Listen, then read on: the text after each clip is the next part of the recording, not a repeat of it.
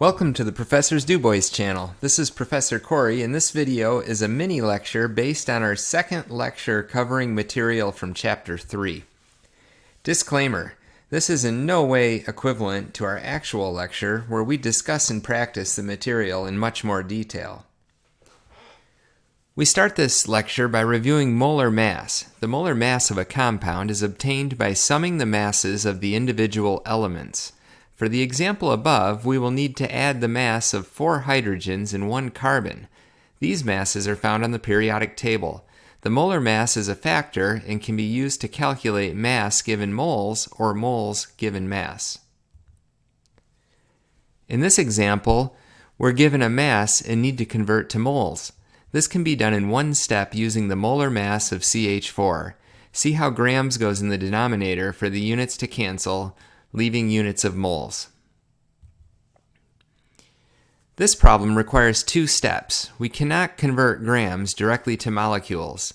We first calculate the number of moles using the molar mass, then use Avogadro's number to convert to molecules.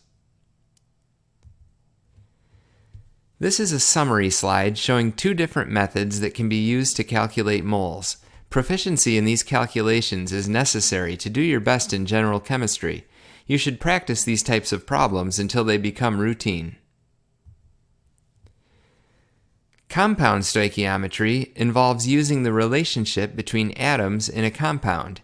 The subscripts tell us how many of the particular atom exists in the compound. So we can say here that there are 4 moles of oxygen in 1 mole of FeSO4 and write this as a factor. To find the number of moles of oxygen in 3 moles of FeSO4, we use the factor, placing FeSO4 in the denominator to cancel units. Mole Island is a visual roadmap that you may find useful for solving problems involving mass, counts, and moles. There's a bridge that connects mass to moles. This is the molar mass. This factor can be used to cross the bridge in either direction. The bridge between the number of atoms or molecules is Avogadro's number. Notice you cannot go directly between mass and atoms, but this can be accomplished by first calculating the number of moles. For this problem, we start with the mass and use the molar mass to get to moles, then Avogadro's number to get to the number of atoms. The Mole Island visual may not be helpful for you, and this is okay. Some do find it helpful, so we continue to talk it. However, there is no expectation that you use or be able to draw a mole island on any exam. Thanks for watching. Please give this video a thumbs up and subscribe if you would like to see more mini lectures from the Professor's DuBois channel.